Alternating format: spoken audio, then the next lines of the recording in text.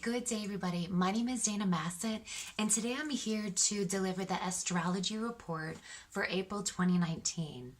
It is so interesting because this astrology report, I feel, is the huge topics that I've been hitting on with my clients just the end of this month.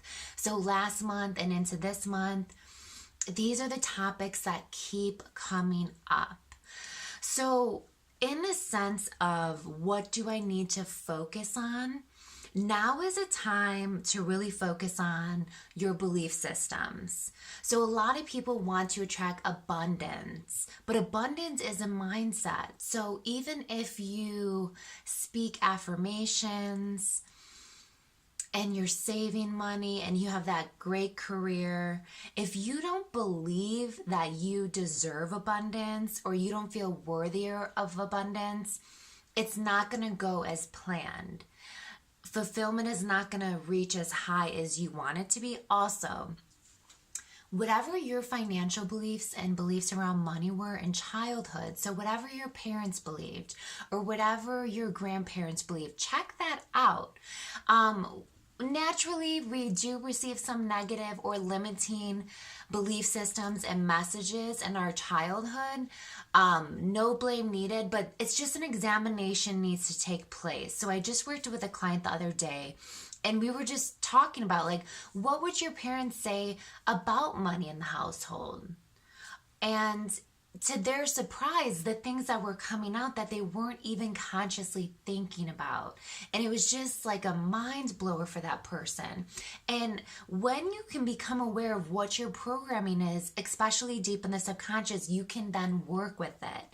And if you have these limiting beliefs, when they're in front of your face, you can catch yourself in the moment when you're kind of like feeding into them. So this is a moment of examining what beliefs, what thoughts are really hindering you from getting to that goal that you really, really want. And typically it is a belief system or it is thoughts that are really hindering and blocking you from getting to the next level. So use this time wisely to really evaluate what are the belief systems. Also, don't lose sight of your goals. If you have goals, create a plan to work on those goals. Don't just create a list of goals and put it on your wall and that's as far as you get.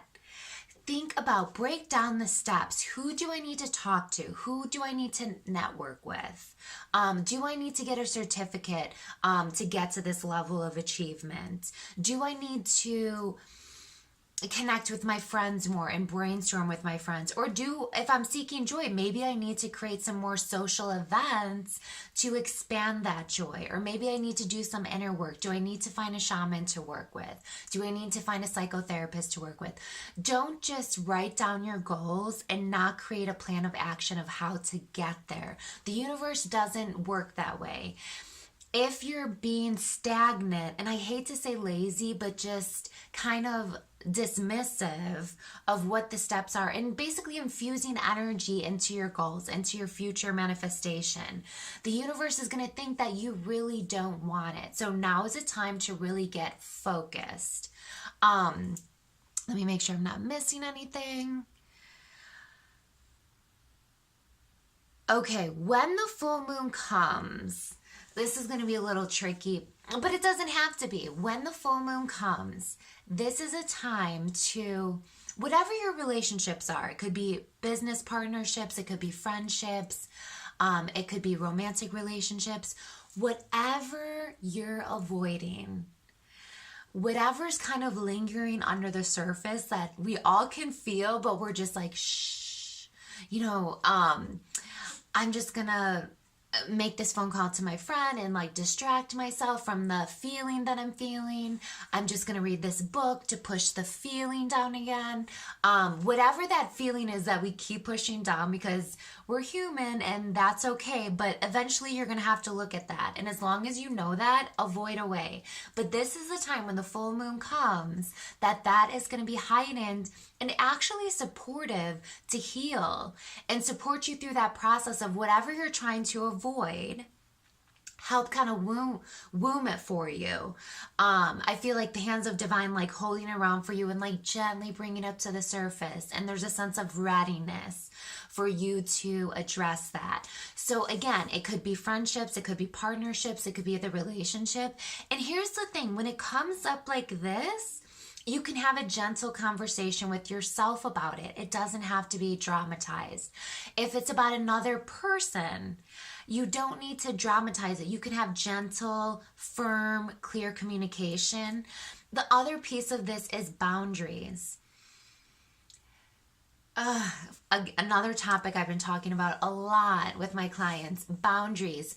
Know that when you're setting boundaries, and again, this is going to be near the full moon, so end of the month, mid-month, I think it's around April 19th. When you're setting boundaries, you're saying to yourself, I am a sacred being. My body is a temple. My energy is a force field. So I'm setting boundaries to preserve my energy so I can fulfill my purpose and be my best self.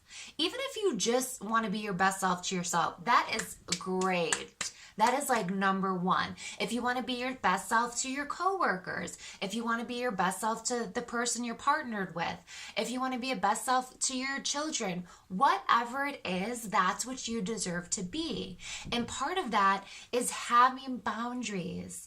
How can you maintain your energy if you don't have boundaries? If you're giving, yes, yes, yes, over giving, and you have no structure around how your energy works, when you know how your energy works, you know that I can handle this 2-hour lunch with my friend today or in a couple days because I don't have a million things all over the place. If you are so overbooked for the week, you might not want to fit anything else in unless it's rejuvenating you, meaning like yoga, meditation, a massage. Just because you have 3 hours open on Tuesday does not mean you should say yes to anything else. If you're looking at the full picture and you know yourself, and you probably can't handle anything else, and this is already going to kind of bring you down energy-wise. When we're setting boundaries with people, it can be a gentle process. I remember a psychotherapist told me, say no to everything just to train yourself to kind of like come back to yourself and ask yourself, like, do I really want to do that? Does that feel good in my body? Should I do that? And then come back to the person, return to them and say, okay, you know what? I thought about that and that feels good.